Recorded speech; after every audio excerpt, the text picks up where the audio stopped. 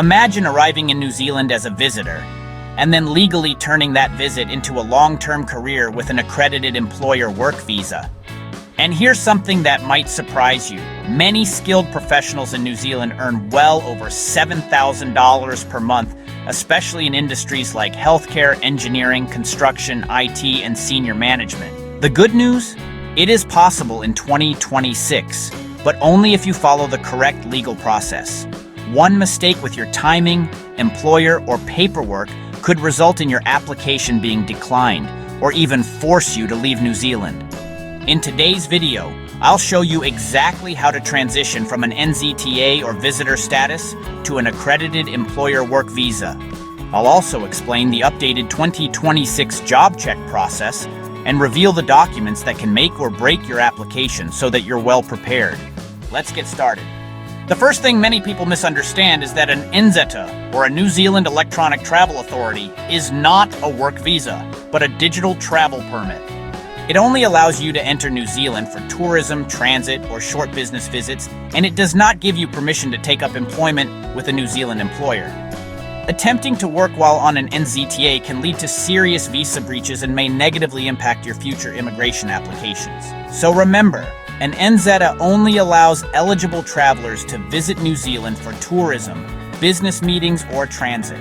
It does not give you permission to work, even casually. However, while you're legally in New Zealand as a visitor, you're allowed to attend interviews, network with employers, and search for jobs, as long as you don't begin working until you've been granted the appropriate work visa. This loophole is where many people succeed, and you can too. Instead of applying from overseas, they use their time in New Zealand to meet employers face-to-face. But here's the catch. Your visitor status has an expiry date. If you don't secure a qualifying job offer before your legal stay ends, you'll have to leave New Zealand unless you've applied for another visa that allows you to remain lawfully. So the moment you land, your focus should immediately shift from sightseeing to professional networking. Time matters, sure, but you don't need to worry much. A standard New Zealand visitor visa allows a maximum stay of up to 9 months within an 18-month period, so you'll definitely get plenty of time to search for your dream job. Step 1. Find an accredited employer. Everything begins with one requirement. You must receive a genuine job offer from an employer that currently holds accredited employer status. This accreditation means Immigration New Zealand has approved the company to hire migrant workers under the Accredited Employer Work Visa system. Don't simply trust an employer who says they're accredited. Always verify their accreditation through Immigration New Zealand's official resources before accepting any offer.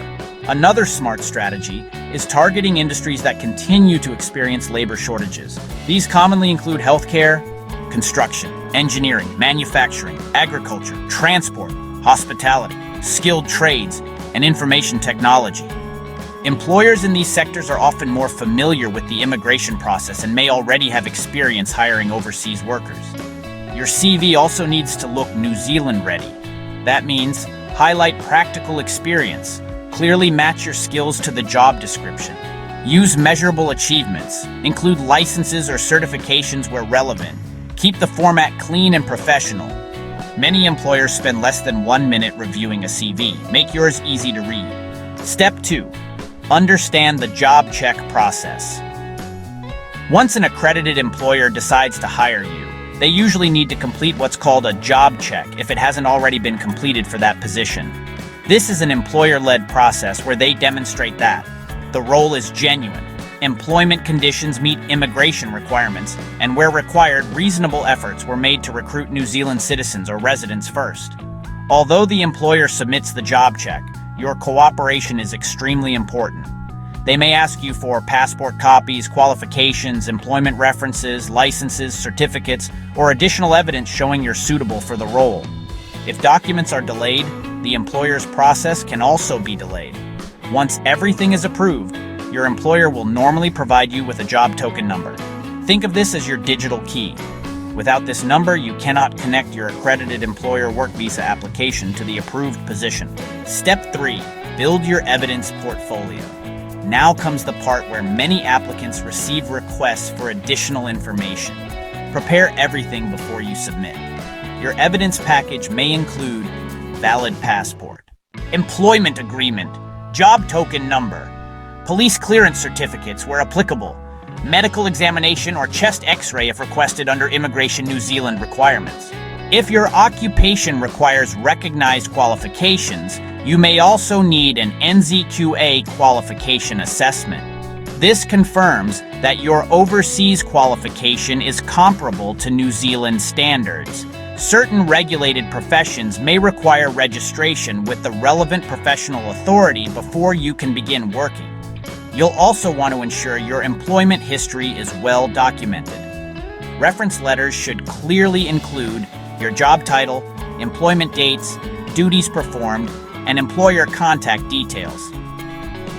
Immigration officers may also assess whether you're a genuine applicant who intends to comply with your visa conditions. Consistency across your application is very important. Step 4. Submit your work visa application.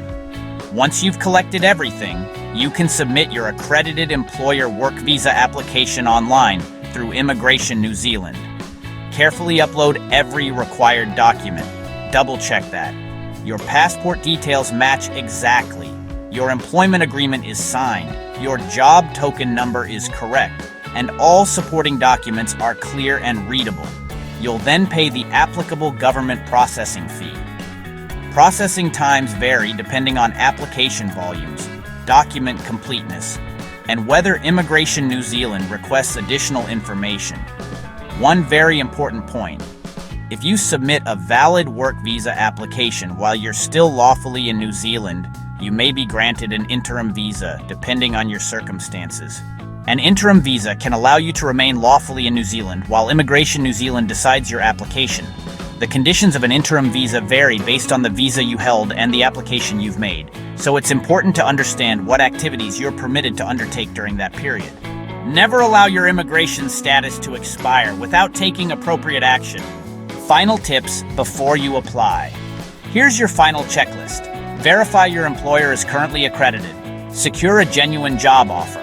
Ensure any required job check has been completed. Collect every supporting document before applying. Submit your application while you're still lawfully in New Zealand. Monitor your Immigration New Zealand account regularly for updates or requests for further information.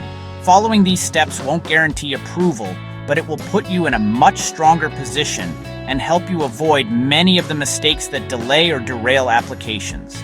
If you found this guide helpful, hit the like button, subscribe for more New Zealand immigration updates, Accredited Employer Work Visa news, 2026 visa guides, and job sponsorship opportunities, and turn on notifications so you never miss the latest immigration changes. Thanks for watching, and I'll see you in the next video.